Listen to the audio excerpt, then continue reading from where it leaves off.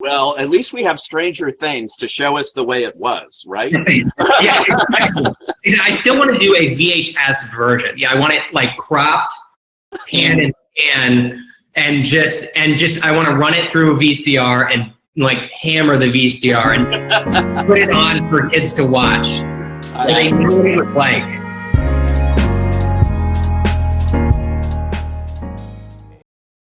Welcome to Behind the Lens, and today the creators and all around good guys behind one of the biggest series on television in a long, long time, Stranger Things on Netflix. This is the Duffer Brothers. Welcome, guys, Matt and Ross.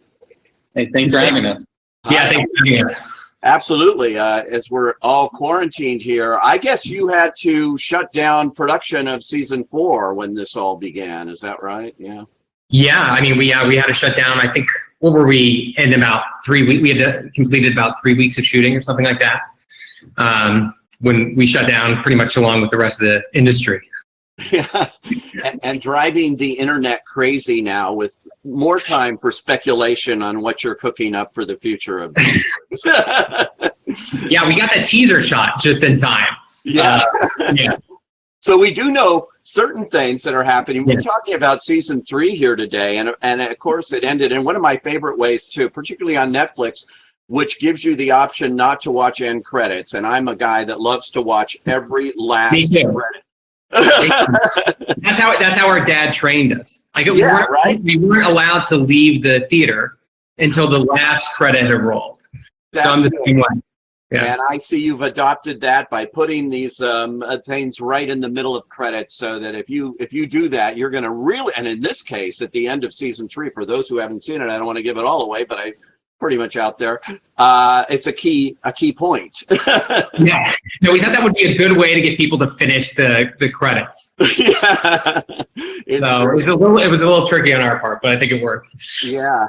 Well, this series, has this really gone beyond anything you thought of when you started it, in terms of the reaction that it's gotten and the fan interest and the way it's evolved? Because if the word is correct for me on this series, it's evolution, that you keep evolving it. Like, Godfather 2, most people think is a greater film than Godfather 1. And you have to sort of keep topping yourself. Right. Yeah, I know. Yeah, go ahead. Yeah, and it's not just about, it's really for us, it's about us and everyone else involved. It's about staying excited. So we want, every time we go to a new season, it's about, we want it to have a different feel and a different tone. And I think it keeps everyone energized, from the cast to the crew to everyone. And so, for season 3, for example, we knew it was going to be set in the summer. That was one of the first ideas, because that's when we were going to be shooting, and we knew that's when it was going to be released. And so we sort of built the story around that summer feeling. We wanted it to feel like one of those big summer blockbusters we would see growing up. Yeah, this is, Ross, this is just like kind of like a movie. It is like a movie to me. It's just a longer movie. In that sense, it doesn't look like a typical television series kind of format. It looks like you just like went in there, we're going to make a movie and make it as long as we want here. Yeah, I mean, that is sort of our approach. We're movie guys. We grew up loving movies. We came out here wanting to do movies, and we kind of ended up doing this television show more as a result of sort of the shifting landscape than anything else. I mean, we were kind of going around pitching, and I mean, no one was interested in our movie ideas, but people kept asking if we had, a television idea. And, and then around that time, I remember pretty vividly seeing an advertisement for True Detective and seeing that looked to me like a big, long movie. And it was one director, Cary Fukunaga, all the way through. It looked like it had a unifying vision. So Steven Soderbergh was doing The Knick around that time too, which we were also really excited about. And it was like, well, we started to think about what if we could do a long form movie, what would that look like? And that sort of led to Stranger Things. And suddenly we're doing television. But it's really cool what you can do now with these. You don't have to tell a 22-hour season. I don't even know how people did that. It was like 8 hours feels like a lot. But I like that you can tell, and we try to tell a story with a beginning, middle, and end. That a complete story over the course of 8 hours. How do you guys work together as directors? I know the GGA has very stringent rules about what you can and can't do, but for the credit. But is this really a true collaboration at all times, or do you hand off, and what do you do? No, it really is. And to get the GGA, to get the photo writing credit is still like the scariest night of my life, because you have to go in there in front of all these directors that I admire. Because to me, people get starstruck when they see fellow actors or musicians or whatever, but for me, it's the directors. So, and we were we were in our 20s at the time, and it was just very nerve-wracking because they are very stringent on it, and for good reason. They really want it to be that one vision. They don't want it so, someone's dealing with visual effects while someone else is dealing with actors. They want us to be one. And for us, that's very easy because, as we're twins, and we've been, we started making movies when we were really young, in the 4th grade, if you can call them movies. But, so we've been doing this for so long that it really is just, we can just share a look and we know what the other person's thinking. And then we just go, hand it back and forth. And it really is one vision. That's amazing, and it certainly works. That's an unusual situation, even with, I think, other brother teams like the Coen brothers and everything aren't quite as merged as that. Well, the twin thing happened. I mean, since we shared a womb, I think that helps a little bit. In terms of this story going forward, did you map it all out in the beginning? Do you really know where it's going, or is this like a season by season thing? Well, I mean, we had, we like to look at each season as kind of its own complete story. We do have a pretty large mythology. I think when we were developing season 1, and to Netflix's credit, they sort of, pressured us to make sure we had this mythology really hammered out. And so we have like a 25-page sort of Stranger Things mythology that only maybe, I don't know, small handful of people have seen, are the producers and Netflix. And we're each season by season, we're kind of like turning the page, revealing a little bit more and more. So we do have a general sense of where we're going. We've known the ending of the show for quite a while. I mean, the honest truth is we didn't know if it would go beyond season 1. So we like the idea of season 1, that it could function basically as its own standalone piece, like almost as a limited series, but it had the potential to go beyond that. And that if it were to go beyond that, we had an idea of where it would go.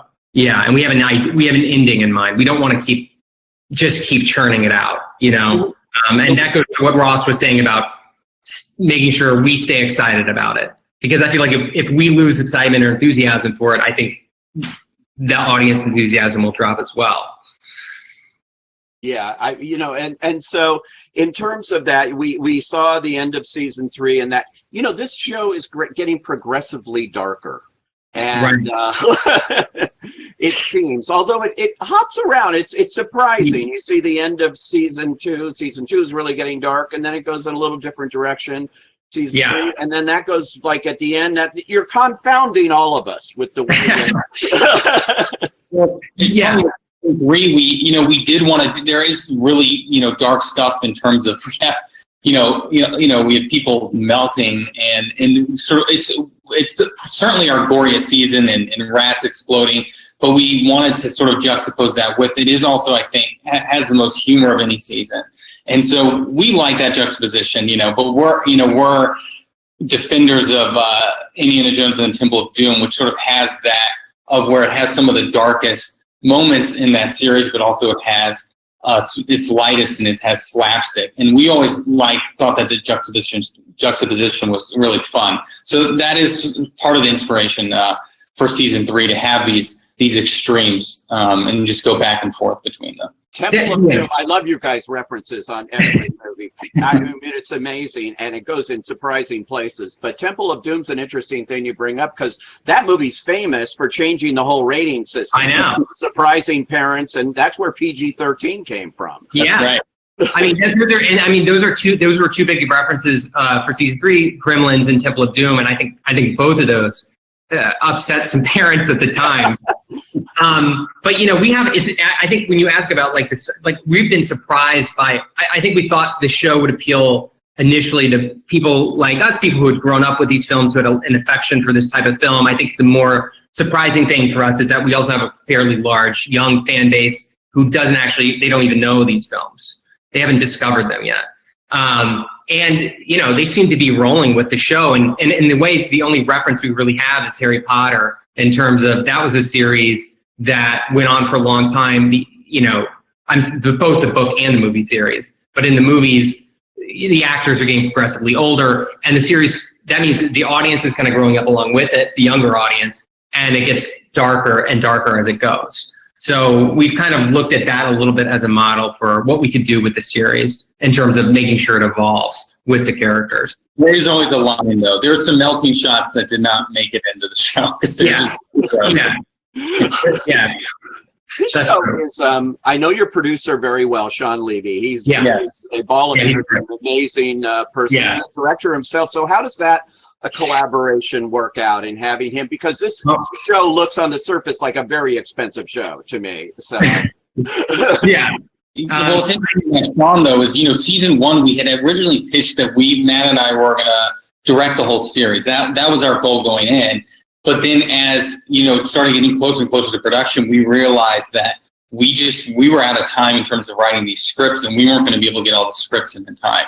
And then Shawn luckily had this opening in his schedule, and he swooped in and directed episodes 3 and 4 of that first season. And I think as a result of that, you know, he's come back every year and directed. So, you know, besides just producing with us, you know, he's able to, you know, direct, you know, 2 episodes every year, which is great and keeps them really involved. Yeah, that's cool. You know, it's interesting too. This show, you could call it a genre show on television in that way if you want to. It's unusual in that way. It came right out of the box. 18 Emmy nominations, something like that. It went against the grain because television, they can be very snobbish out there, those voters. And they warmed to it right away. They sort of, why do you think this, unlike others like Battlestar Galactica and others, did not get that kind of recognition? I don't know. I mean, it's a great question. I mean, there's definitely been a shift, though, and it came before we did. It started, I mean, when you see shows like Game of Thrones racking up all those nominations, like Game of Thrones is the example of a show that, I mean, they weren't recognizing before. And, you know, like, and you mentioned like Battlestar Galactica, right? Like, amazing show. Why? I mean, I don't know exactly what shifted, but suddenly people are taking genre more seriously than they ever have before. I mean, it's really great for people like us who love genre, or even see authors like Stephen King taken more seriously than they have been in the past. And I think people are they're seeing past their prejudice against genre. They're falling in love with Game of Thrones, which is pretty extreme fantasy stuff, dragons, and that's the type of stuff that normally you wouldn't take that seriously, but then you look at movies, and that shift started to happen with, you know, Lord of the Rings. I mean, it took them 3 movies, but eventually they did give it Lord of the Rings Best Picture. So I don't know. It's a really exciting time for people like us who love genre, but also care about characters and want to spend time, you know, exploring those characters. I mean, the TV space really in particular is a great place to do that. Yeah, I know we talk about your inspirations and everything, and when the show started, it was John Carpenter, Stephen King, Steven Spielberg. Those were the 3 names you heard the most. As it evolves, they're going to have to add Duffers to the inspiration here, because it seems like you're skirting away from a lot of that and into areas I can't quite define in terms of a filmmaker, you know, or a writer. Would you say that's true? Well, I would say at a certain point for us, I mean, people do love to talk about references, and we love to talk about them too, because we love these movies. But I think at a certain point, you know, for us, it's really the characters that are dictating this story. And the characters always come, really, for us, especially on a show that's going this long, from the actors. And so when we cast someone or whatever, we adjust the voice and we work with the actors sort of make this character. You know, Mike, who's played by Finn Wolfhard, that wasn't who Mike was on the page. Dustin, who's played by Gaten Matarazzo, that wasn't Dustin on the page. But once we cast these kids and we found out who they were, those characters evolved, and I think they sort of lead the show on their own, not the references. It really is those characters. But yeah, exactly. I agree. And you may ask what kind of a plan do we have for the show? And yeah, we have a rough sketch for it, but it does sort of evolve and turn into its own thing because it's such a collaborative medium. I mean, we have four, like right now it's a small writer's room, but we've got 4 other writers. We have this huge ensemble of actors who are super inspirational. And so it does sort of start to take on a life of its own. I mean, we had a pretty good sense of what we wanted the show to be, but by the time we were done with season 1, it kind of become its own thing. It kind of turned into something else. And each season we're discovering more and more, and it's just evolving as we go. So sometimes we're as surprised as anybody else in terms of where it goes. In terms of the creative collaboration and behind the scenes with everybody involved in this, it seems to be a very big village that it takes to get this done. Right. Your vision and to get that on the screen. Do you storyboard a lot here? Is this all like a classic kind of? I mean, we storyboard the very complicated sequences because you don't have time to sit around. You got to get special effects and visual effects in the camera department all synced up before you go in. We have a relationship with an artist. We've been working with him since season 2, Michael Marr, and he's incredible. We're completely in sync. He does a lot of our concept art, a lot of our monster art, and a lot of our storyboard work. Ross and I cannot draw at all ourselves. So he works on, and we're still like some things we're still able to work on with season 4. We're still able to write, and we're still able to work with Michael on these storyboards. So the more complex sequences, we're not on set trying to figure it out. We're usually pretty ready to go. But then we also like to remove, especially for sequences that don't involve heavy visual effects, we like to allow room for discovery. We like to find it with our actors, as much as time permits. Time is always an issue, but yeah. Wow. What was your initial inspiration? Maybe before college, what film you decided this is for me? We're doing this, and nobody's going to stop us. Well, if we want to go as far back as we can certainly remember, when we were like, we want to do this and tell stories. It was Tim Burton's Batman. In '89, and I think the reason we were pretty young at the time, but of course we love Batman as a lot of young kids do, and I think, but what it was about that film more than anything is that it was the first, because it is such a stylized movie and such a stylized world, that you can clearly see the vision behind it. You can see Tim Burton's vision, and you can track it. Then it was easy for us to track, even as young kids, from movie to movie. You could see that this one person was behind this and telling that story. And that's really what got us excited about doing this in the first place. Wow. Is there going to be a lot of inspirations of that once you get up to 1989? Or? I don't know. I think it led to, because, Winona Ryder was in so many Burton movies. And so I'm sure that was one of the reasons we really wanted to work with her. And it's so trippy. I still can't believe it that we're working with Winona Ryder, Oh, God, yeah. 80s icon. Yeah. Everybody always waits for every season to see who you've got in for guest stars. Yeah, we have some cool ones. We have a couple cool ones this year. Yeah. It's a really fun way to get to meet one of your icons, Yeah. Write a part for them, see if they want to do it. We got to work with Paul Reiser and Sean Astin, and these are actors who we grew up watching and loving, and it's just absolutely surreal. It's amazing. Do you worry about a lot of times when you cast younger kids, and now you're stuck with a production hold? I would imagine that everything, because they're growing and you can't stop them, and but your time frame. How does that work? Oh, it's stressful. It's definitely stressful, and now that we're on pause, it's more stressful. But we try to take it as we try to take advantage of it from a storytelling point of view. In that they're growing. For season 3, for instance, it is that idea of you're growing up, you're growing, potentially away from one another, and I think that led itself to very interesting drama. So we try our best to take advantage of it. The trick is, it takes us a while to write these scripts, and so sometimes then we show up on set and they're like, "Oh my God, you sprouted more than I had in my head. I knew you were going to grow, but I didn't know you were going to grow that much." And so, you sort of have to adjust once you start filming. And I think, that can always be a challenge. And in this case, when we have most of the season finished, hopefully we'll get to go back before they're too old. Yeah, I mean, we already know from some of the teasers for where you're going. I thought the minute the buyers left the building or left town, what are you going to do? Hawkins, this is so set in Hawkins, but you're expanding that too. The whole idea of this show is I use the word again, evolving, but even moving out of Hawkins is kind of revolutionary here, right? Yeah, and we talk about Game of Thrones a lot, and I reference it. I mean, Netflix is tired of us referencing it, I'm sure, but we like how that show, it kept pushing itself and it kept growing year by year, and it would expand. And so it always felt like you're in the same world. You're still in Westeros, but it felt like there was something new introduced every year, and that kept it very exciting and very engaging. And so we always talk about that, and we always want the show to grow, not necessarily like from a budget point of view, but just grow and evolve and change so that each year it feels different. And again, this goes back to us loving movies as we're growing up and kind of taking some of the great things, the things that work about movie sequels, and applying them to, I guess, like TV sequels. And that you talk about the great sequels, you talk about T2, you talk about Aliens.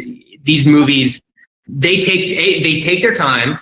They're not rushing it out, and they evolve in a new and exciting way. They take the premise of the original and they don't just redo that. They don't go, well, this formula works. Let's take that formula and just repeat it. I remember as a kid even seeing Home Alone 2 and being very upset because I felt they had just reused the same formula. So even as a kid, I wanted something new, and so I much more appreciated Temple of Doom or Gremlins 2, where you're taking chances, even if you swing and a miss.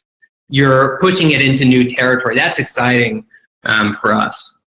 And you referenced T2 and Aliens, both directed by James Cameron, and who's now doing the boldest thing ever. In Manhattan Beach, he took over the whole Manhattan Beach studios, 4 sequels at once. And I mean, I can't imagine that. But I can't imagine.